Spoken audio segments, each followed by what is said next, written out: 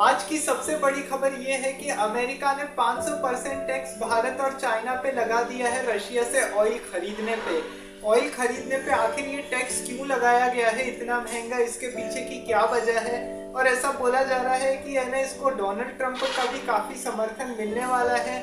और अमेरिका में इस चीज को लेके क्या चल रहा है, सीनेट में क्या हो रहा है, वो सारी चीजें हम इस वीडियो में बात करने वाले हैं। शुरुआत करने से पहले आप सबको बता दूं कि इस चैनल को सब्सक्राइब जरूर कर दें और वीडियो को आखिरी तक देखा करें। तो देखिए, अमेरिका में अभी कल रात की सबसे बड़ी खबर ये है कि अमेरिका ने भारत और चीन के ऊपर 500% से भी ज्यादा का टैक्स लगा दिया है रशिया से ऑयल खरीदने पर।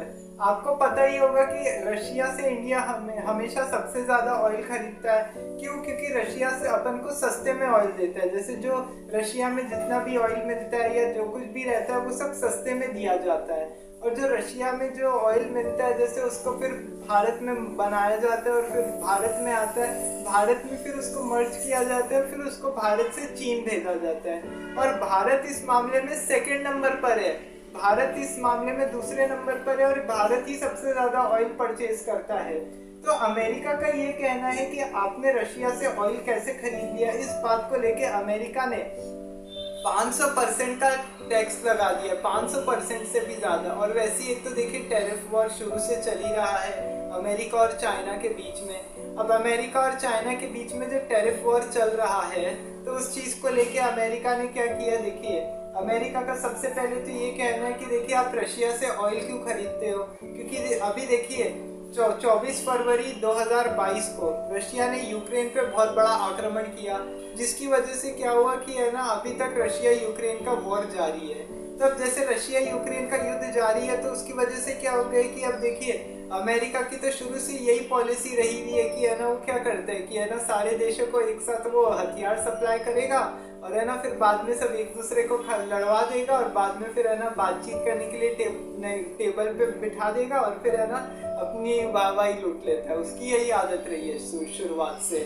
और वो क्या, अपने आप को सुपर पावर समझता है। तो अब जो रशिया ने यूक्रेन को इन्वेड किया था उसके लिए है ना, अमेरिका ने रशिया के ऊपर काफी सारे सैंक्शंस लगा दिए।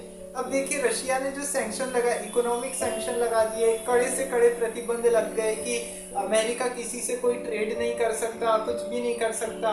तो इस तरीके की बातें बोली गई और अमेरिका ने रशिया को सख्त निर्देश दे दिया उसके बाद कि जब तक आप युद्ध बंद नहीं करोगे तब तक हम आपकी इकोनॉमी के लिए कुछ हम खोलने नहीं देंगे।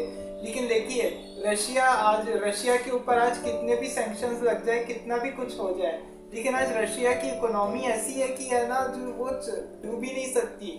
रशिया ने अपने आप को पहले से इतना वेल डेवलप कर लिया है। रशिया में इतना कुछ प्रोडक्ट होता है, इतना सारा प्रोडक्शन होता है, ऑयल का होता है, डीजल का होता है, काफी सारी चीजों का प्रोडक्शन होता है। तो इस वजह से क्या हुआ कि अब रशिया ने यहाँ पे क्या बोला है कि देखिए, अब भारत को क्या होता है कि अब देखिए हर कंट्री, अब देखिए ऑयल जहाँ से भी सस्ता मिलता है हर कंट्री का अलग अलग रहता है कि कोई कंट्री दूसरी कंट्री से खरीदती है। ऐसा नहीं है कि सारी पूरी दुनिया रशिया से ही ऑयल खरीदती है। अब भारत दूसरे नंबर पे आता है इसमें। तो अब क्या होता है, देखिए भारत अब जैसे इसमें दूसरे नंबर पे आता है तो भारत ने इसमें क्या बोला कि देखिए, रशिया से हम ऑयल इसलिए खरीदते हैं, हमको रशिया से ऑयल खरीदने का सबसे बड़ा फायदा होगा। अब क्या फायदा होगा, देखिए रशिया में ऑयल इतना सस्ता रहता है कि रशिया की जो इकोनॉमी है वहाँ पे, रशिया की जो इतना सस्ता ऑयल रहता है, वहाँ जो ऑयल मिलता भी है उस पर काफी सारा डिस्काउंट रहता है। अब जो डिस्काउंट दिया जाता है ऑयल के ऊपर, तो भारत का ये बोलना होता है कि है ना, हम तो रशिया से ही फिर तेल खरीदेंगे, हम क्यों दूसरी कंट्री में जाएंगे। जब हमको सारी चीजें पता है कि अब रशिया से सारी चीजें मिलने वाली, अपन को यहाँ से सस्ते दामों में मिल रहा है, तो हम दूसरी कंट्री के ऊपर दिमाग नहीं लगाएंगे इस वजह से। इस बात की वजह से रशिया फिर बोल देता है कि नहीं, हम नहीं करेंगे। मतलब रशिया का साफ कहना, भारत का साफ कहना होता है कि अमेरिका कितना भी हम पे टैरिफ लगा दे या कितने सारे टैक्स लगा दे, कुछ भी करे, लेकिन हम एक्चुअली क्या है, इसमें हम कोई इसमें डील नहीं मानेंगे। मतलब अमेरिका की बात नहीं मानेंगे और हम इसमें कोई डील नहीं बरतेंगे और अमेरिका की बात नहीं मानेंगे। रशिया से ही सारा ऑयल खरीदा जाएगा, जो कुछ भी होगा रशिया से होगा। अब देखिए, ये जो बिल आया हुआ है ना, तो इसको क्या बोला जाता है, जो दो सीनेट है ना, अब सबसे बड़ी बात है इसमें क्या होता है, देखिए सीनेट में अब जैसे दो सीनेट है, जैसे यहाँ पे एक सबसे पहले होता है अपर हाउस, फिर उसके बाद जो सीनेट होती है, तो इसमें दो पार्टी के लोगों की दो पार्टी है वहाँ पे, जैसे रिपब्लिकन पार्टी है और डेमोक्रेटिक पार्टी है। तो दोनों पार्टी के जो लीडर्स है ना, अलग अलग लीडर्स है, उन्होंने इस बिल को लेके आया और उन्होंने काफी इस बिल का सपोर्ट भी किया है। उन्होंने बोला है कि जिस तरीके से यहाँ पे बिल पास किया जा रहा है अमेरिका की तरफ से, वो बिल्कुल सही है, ऐसा सही होना चाहिए। अमेरिका की तरफ से जो वहाँ के जो सीनेट है, सीनेट लॉय ग्रैंड स्लैम, उन्होंने है ना ये बिल को पास किया है और ये बिल किया है। और उन्होंने, और जो डेमोक्रेटिक पार्टी की तरफ से सीनेट रिचर्ड, उन्होंने इस बिल का काफी ज्यादा समर्थन किया है। उन्होंने बोला है कि जो है ना बिल के खिलाफ जो डोनाल्ड ट्रंप जा रहे हैं, उन्होंने बोला है कि काफी हद तक कोशिश की जाएगी कि है ना अमेरिका के पूरे हाउस ऑफ रिप्रेजेंट, जैसे अपने यहाँ पे कैसे लोकसभा, राज्यसभा और विधानसभा है, तो वैसे वहां पर भी ये सब है, अपर हाउस है, लोअर हाउस है, सीनेट है, काफी सारी ये सब चीजें। और उसके बाद अब जैसे ये सारी चीजें, तो उन पे अलग अलग सैंक्शंस लग सकते हैं। तो इस वजह से अब अमेरिका, उन्होंने क्या बोला है, डोनाल्ड ट्रंप को बैक किया इस चीज के लिए कि है ना डोनाल्ड ट्रंप इस बिल को का समर्थन करे और जल्दी से जल्दी अमेरिका इस बिल को ले आए सामने, ताकि अमेरिका है ना जो बिल पास होगा उसकी वजह से आगे यहाँ पे इंडिया के ऊपर सैंक्शंस लगा सके और इंडिया के ऑयल खरीदने पे प्रतिबंध लगा सके। और देखिए इंडिया का सबसे बड़ा रीजन भी क्या है ना कि आज इंडिया वहाँ से ऑयल क्यों खरीदता है। इंडिया का मेन सबसे बड़ा रीजन यही है कि आज रशिया ने ही इंडिया को शुरुआत से सपोर्ट किया है। अमेरिका का कभी इतना सपोर्ट नहीं रहा। हालांकि रशिया भी है ना 1971 में इंडिया के साथ आया था। किसी को, सबको याद होगा कि 9 अगस्त 1971 को जो इंडो सोवियत ट्रीटी साइन की गई थी, तो उसमें रशिया की क्या भूमिका थी उस युद्ध में और अमेरिका की क्या भूमिका रही है, वो तो देखिए कोई कभी नहीं भूल सकता।